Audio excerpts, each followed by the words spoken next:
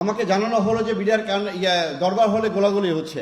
আমি সঙ্গে সঙ্গে আমার গাড়ি পাশেই ছিল, আমি গাড়িতে উঠে দ্রুত আমি ধানমন্ডি ক্যাম্পে চলে আসি, ধানমন্ডি ফিজিক্যাল ট্রেনিং ক্যাম্পে। সেখান থেকে আমি 7টা AK-47 ড্র করি, প্রায় 2000 রাউন্ড নিই, আমার সাথে আরও 7 জনকে সঙ্গে নিয়ে নিই। আমি 10টার ভিতরে পৌঁছে যাই 4 নম্বর গেটের কাছে, এখানে জাপান ফ্রেন্ডশিপ ঠিক হসপিটালের উল্টা দিকে আমি যে ওখানে অবস্থান নিই। তখনও গেটে কিন্তু 2 থেকে 3 জন সৈনিক পাহারা দিচ্ছিল, 1টা-2টা গুলি আসছিল। এর ভিতরে আমি এডিজি কর্নেল রেজানুরকে জানালাম, ডিজি হাসান মাহমুদকে জানালাম। আপনি জানেন এই হাসান মাহমুদ পরবর্তী যে পুলিশের সে আইজিপি হয় এবং স্পেনের রাষ্ট্রদূত হয়, এবং কর্নেল রেজাকে কিন্তু তারা পরে আপনার মেজর জেনারেল বানায়, MS ছিল, সে GOC ছিল। যে এরা কি করলো, আমাকে ফোন করে একটার পর একটা ফোন শুরু করলো যে জামান তুমি ভিতরে ঢুকবে না। তা আমি জিজ্ঞাসা করলাম, স্যার আমরা এখানে অফিসারদের তো মেরে ফেলতেছে, আমাদের কাছে আসতে গুলি শুরু হয়েছে। বলে যে না তুমি ভিতরে ঢুকবে না, আমরা প্রধানমন্ত্রীর সাথে বসেছি যমুনা ভবনে, উনি বলছে কেউ গোলাগুলি করবে না, উনি এটা শান্তিপূর্ণভাবে সমাধান করবেন। বিডিআর হত্যাকাণ্ড কোনো হত্যাকাণ্ড ছিল, এটা পরিকল্পিত একটি হত্যাকাণ্ড ছিল, যেখানে শেখ হাসিনা সরাসরি জড়িত, এবং তার নানক, মির্জা আজম, তাপস প্রত্যেককে। আমি কয়েকটা ছোট্ট ছোট্ট ঘটনা বলি।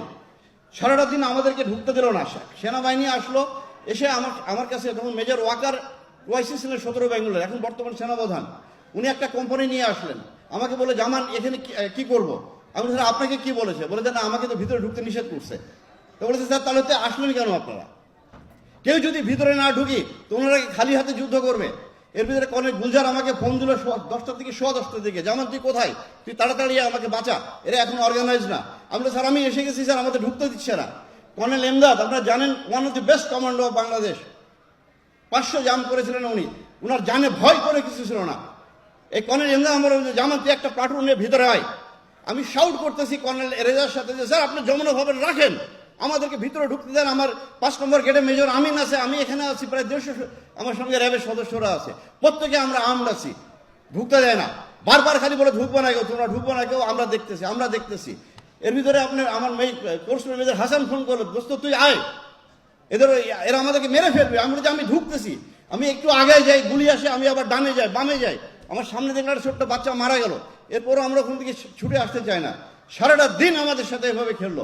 এর ভিতরে 1:30টার দিকে দেখি আপনার এই মির্জা আজম, নানক, মাহবুবা গিনি MP, মুস্তাক আহমেদ রুহি MP, ওয়ারেস হোসেন বেলাল, এদেরকে আমি একটা মুহূর্তের জন্য ভুলতে পারি না। আমার ইচ্ছে হচ্ছে গুলি করে হত্যা করি ওদেরকে।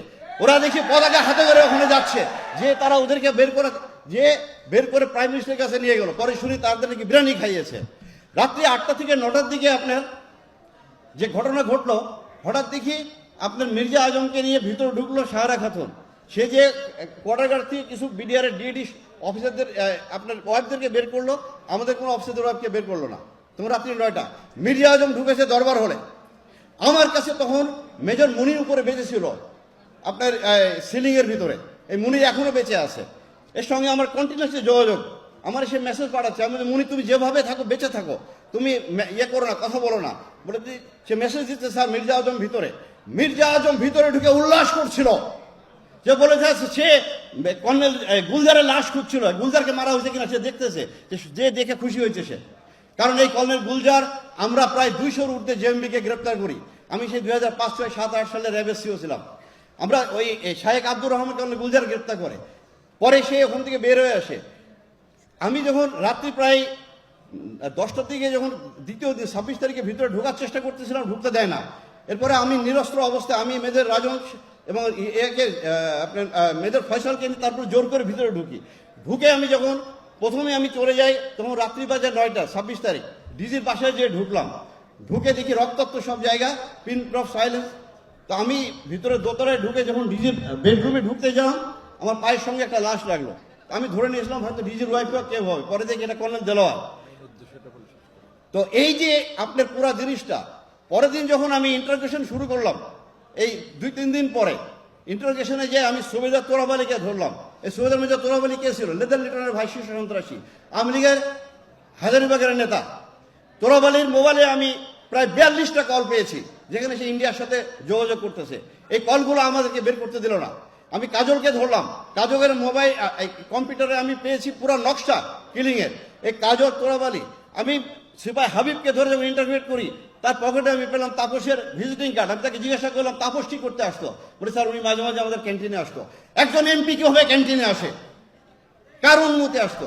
পুরাটা প্ল্যান গেম ছিল, তারা এই কিলিংটা করলো। কিন্তু আমাকে 11 দিনের মাথায় ইন্টারোগেশন বন্ধ করে আমাকে পোস্টিং করে দিয়ে ডিজিএফআই এমআই থেকে বলা হলো তুমি যদি পরবর্তীতে কথা বল তোমাকে অ্যারেস্ট করা হবে।